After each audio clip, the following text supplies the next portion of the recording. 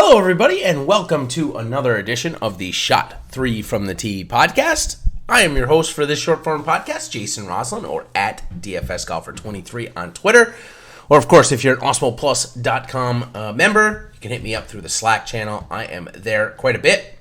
And this is our second podcast of the week as we do two short-form podcasts to break up the content, also so that you don't have to listen to my annoying, I don't know what kind of voice, raspy voice maybe this morning that I'm recording.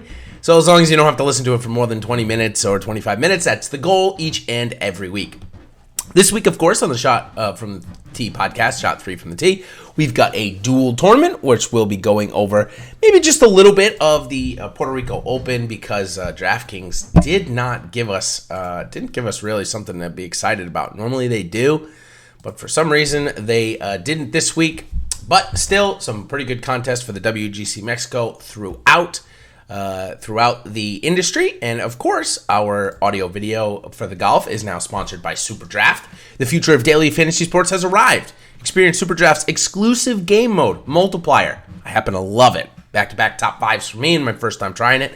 Say goodbye to salary restrictions and hello to lineup freedom. Use your fantasy sports knowledge to draft any player you want and build your very own dream team. So for me, this week, that's Colin Morikawa, Xander Schauffele, Jordan Spieth. Of course, Jordan Spieth's in it. Why wouldn't he be? And then I could put Dustin Johnson, Rory McIlroy, and Xander Schauffele if I wanted to make out the 6 teams. So that's pretty cool. It's endless, countless lineup possibilities. Let you experience daily fantasy sports the way you would like to. Super Draft offers contests right now for will be coming up for MLB. They're currently offering it for NBA, NHL, and PGA, as well as NFL when it comes back next year. Use promo code OSMO to claim your free $20 in Super Cash with your first deposit of $100 or more. Download in the App Store or play at superdraft.io. So thanks to Super Draft for sponsoring the show. So let's move right into the Shot 3 from the Tee podcast content here. I always start off with a salary review where I guess, the 5 or 6 top salaries of the week. And then we'll go on from here. I only did it for one. I didn't guess the Puerto Rico one, although I did say that the Scandinavian team of Noren and Hovland would be likely 1-2 or 1-3, and they are 1-2 in the Puerto Rico. So, okay, we'll go that at the end, though. All right, my guess is last night, Rory at 12. I had them coming in. I thought they'd do it. Rahm at 11-4, DJ 11-1, JT 10-8, Webb 10-4. And I didn't get anything right. It's basically a fail. On my end. Rory was 11-5. DJ was 11. So maybe I was $100 off on DJ. But I had DJ number 3. I had JT number 4. They put JT at 3. I had Rahm at 2. They put Rahm at 4. And then they threw in Matsuyama with a good finish last week over Webb Simpson, which is interesting. DK loves course history for some reason, and Webb Simpson does not have it here. So maybe that's why they throw Webb 9.8 coming off of the win at the TPC. Scottsdale there in the waste management. Okay, so like I said, pretty much a failure. I didn't really get any right. I had Rory's position correct, and that was the only thing I got correct in all of it. I didn't get a price right, and I didn't really get the spots right. So I will attempt to do better next week. All right, it's a good thing I'm not judged on my salary guesses, because gosh almighty if I was. I don't know if anybody would want to read my stuff or listen to the podcast, so thankfully I'm not, but I will try and do better next week. Okay, so this week, while we don't have any sponsor exemptions or Monday qualifiers, although I will touch on the Monday qualifiers for the Puerto Rico Open because there's a couple of guys that we know. So what happens in this tournament is there's a bunch of different qualification members, so I thought I'd go through those since it's a bunch of players we don't know. So first is the prior year European Tour Order of Merit. Now, on the PGA Tour website, they don't actually give a place that these guys had to be in, so I'm not sure how it qualifies. But still, we get the young Scot, Robert McIntyre, a Swedish player, Marcus Shinhol, Kurt Kitayama, who we've seen recently, a couple weeks ago, Benjamin Hebert from France, my Euro regular, I'm glad he's playing in this event, from Austria, Matthias Schwab.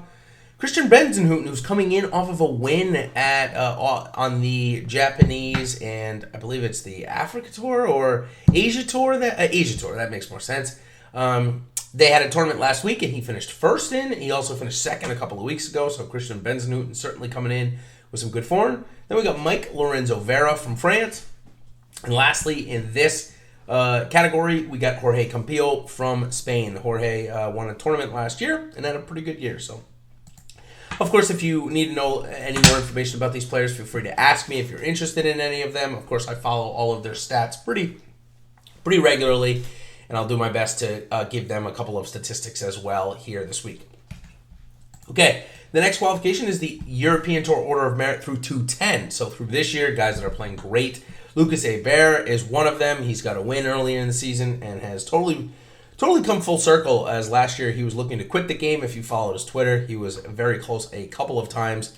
Now a winner on the European Tour, so quite a change. Brandon Grace also has had a great year, a win and a couple of other good finishes, so he gets it. And then the last one is another winner, Pablo Larrazabal, who has had a good start to the European Tour season, and will get some more Race to Dubai points and cash this week.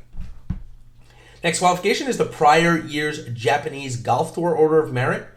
And Sean Norris. And Sean Norris is a guy that has really broken out this year. He's had an absolute fantastic start to the year. Truthfully, I get Sean Norris and Scott Henn mixed up a little bit. One of them's from South Africa, and one of them is from Scotland, so I really shouldn't.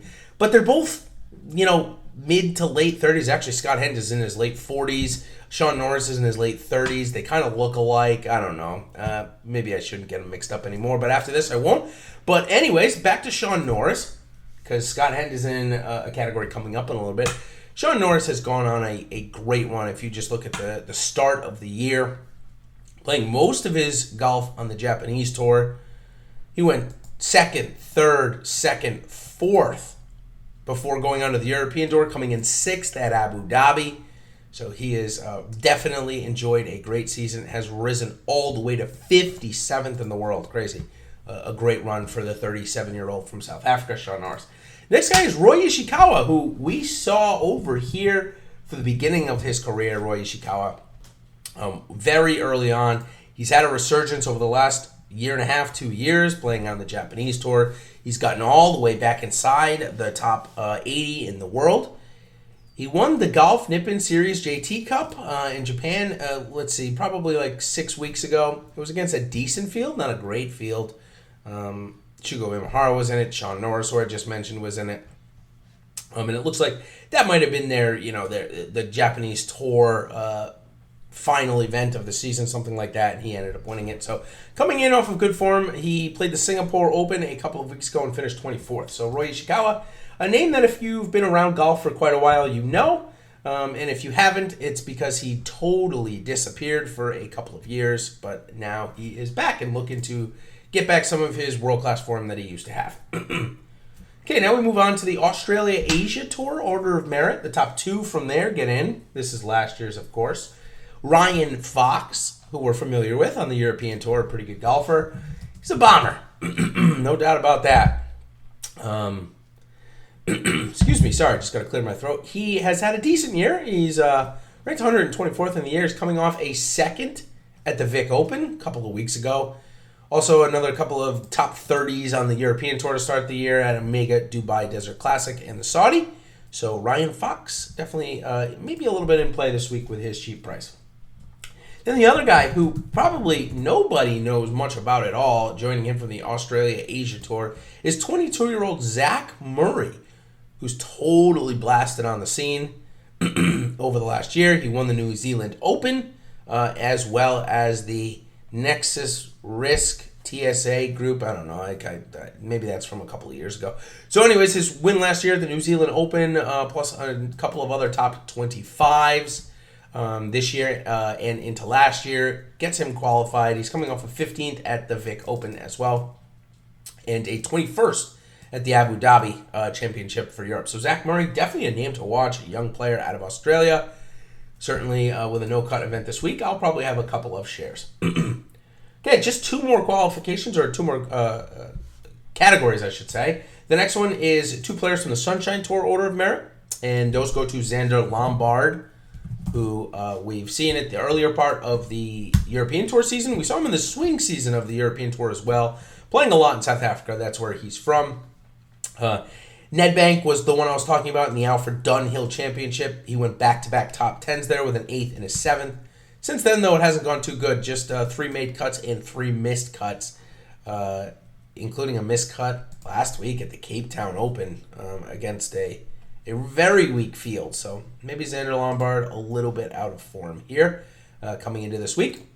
Second guy who definitely made waves a couple of times last year. Maybe more for the wrong reasons than the right reasons. Only dealing with golf, nothing bad. It's Justin Harding, who is been coined as the Jordan Spieth of the European Tour, relying primarily on his putting to get through.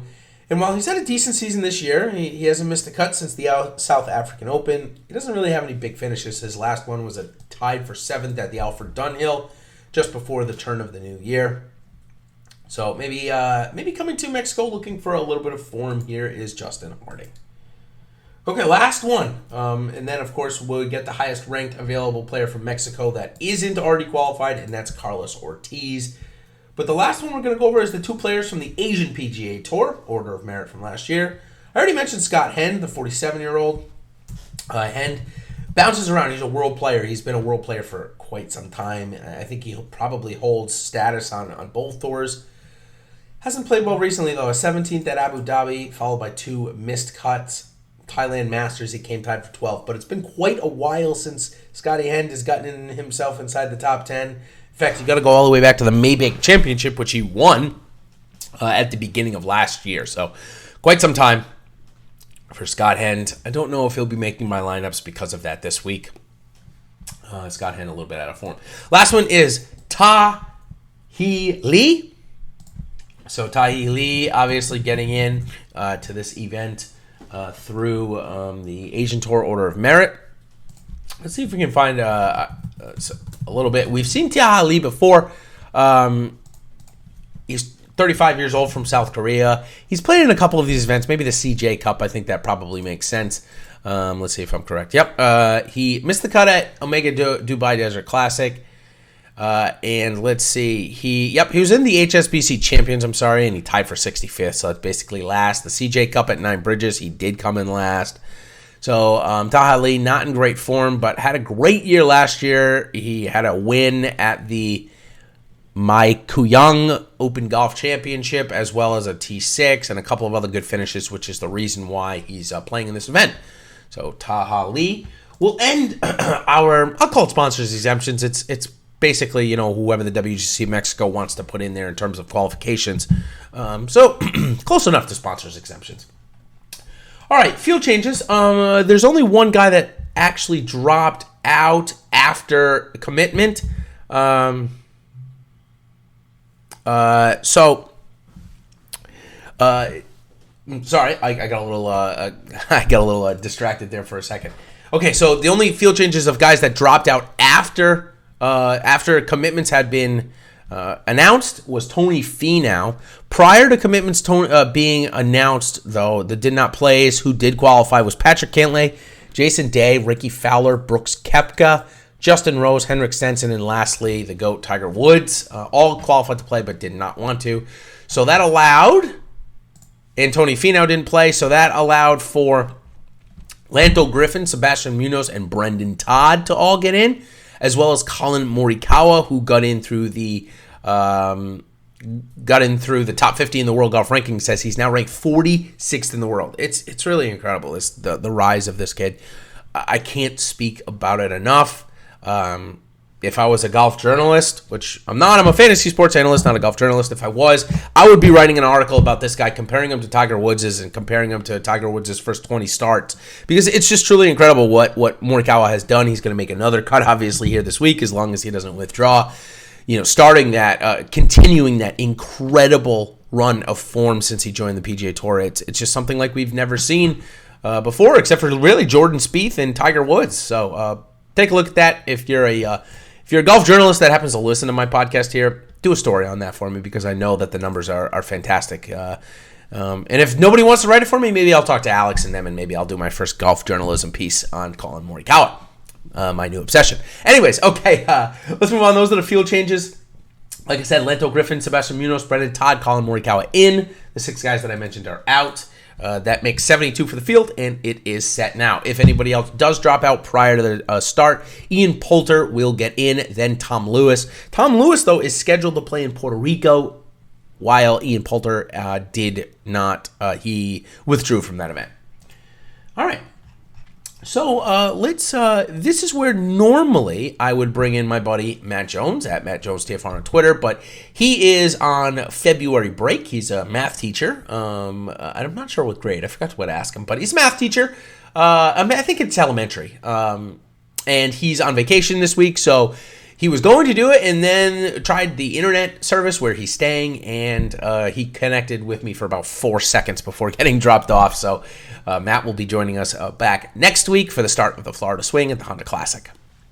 Okay, so let's go under the proximities that I spoke about on yesterday's Opening Tee podcast, how I mentioned how important under 125 is. In fact, Bubba Watson had 42 of 72 shots come from under 125 yards last year.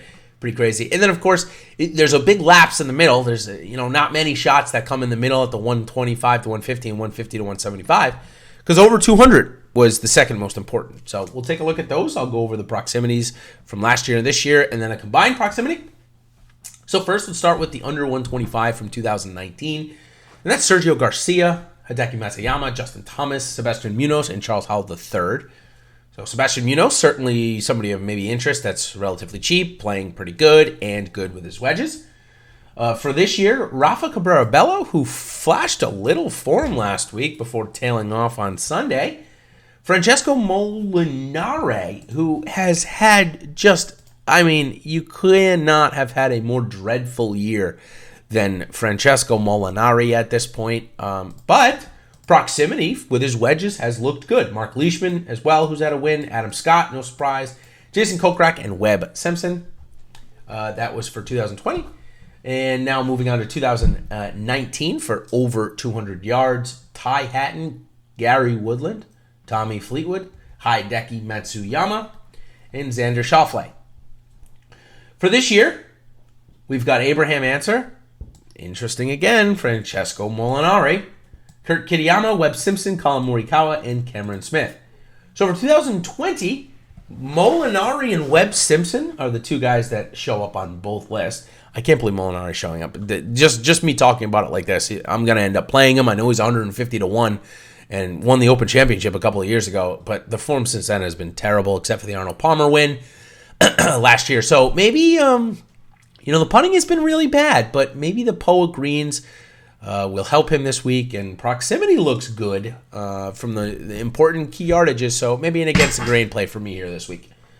Okay, so moving on now to the combined for 2019. Hideki Matsuyama ranks number 1. Justin Thomas, number 2. Sergio Garcia. Oh boy, don't get me going down this path again. Number 3, Xander Schauffele. Number 4, Paul Casey, who cannot get by Sundays. Number 5, Sung Kang. Number 6, Ty Hatton. Number 7, and Louis Oosthuizen rounds it out as the guys that I wrote down. And then the combined 2020, Francesco Molinari ranks number 1. Jesus Louises. Now, granted, he only has had a couple starts, but according to the proximity numbers, the irons have looked good. So let's see if we can get the putter going.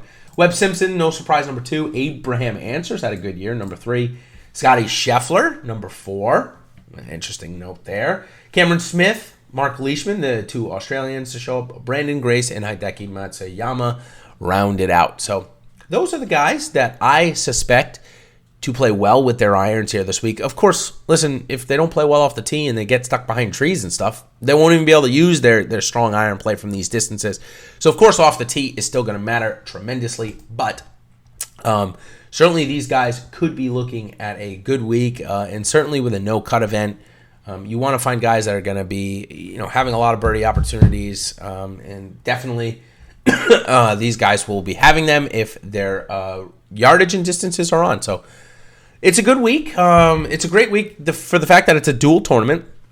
What I'm going to do now is switch off and go over my opening odds discussion. I go into salary just a little bit, not too much. It's more for the opening odds.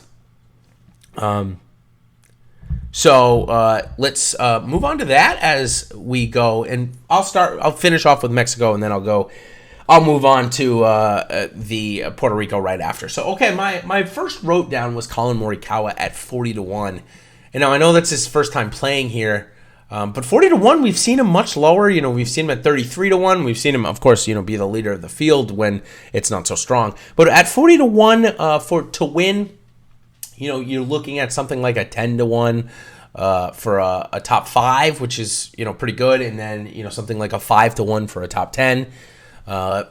Probably somewhere in the plus 200 for a top 20. I like all of those bets this week. I think Morikawa just needs to get hot with the putter 1 week, and he will be right there. His irons are too good to hold him down for longer. And when I say hold him down, I mean I think he's come in the top 25 every single event he tees it up in, or at least close to it. But Morikawa, like him, 40-1. Corey Connors at 125-1. He missed the cut last week, but ball striking looked pretty good. And so with the numbers at 125 and a no cut, we need him to make a couple of putts, obviously, but those numbers getting inside the top 10, top 20, I love it.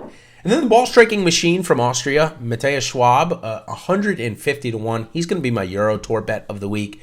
At 150-1, it's either him or Matt Wallace, and he's certainly shown that he's in better ball striking form than Matt Wallace, and you really need that this week. Matt Wallace has really struggled off the tee, and I think that could get him in a bunch of trouble here. So Matthias Schwab, 150-1. Corey Connors, and Collin Morikawa. Okay, let's move on just quickly to the Puerto Rico Open. And I say quickly because DraftKings, for some reason, only gave us $3,000 to first. I remember last year it being at least 5, maybe even 10,000. But regardless, here we are, and that's what we have to deal with. So the Scandinavian team of Victor Hovland and Alex Noren are at the top.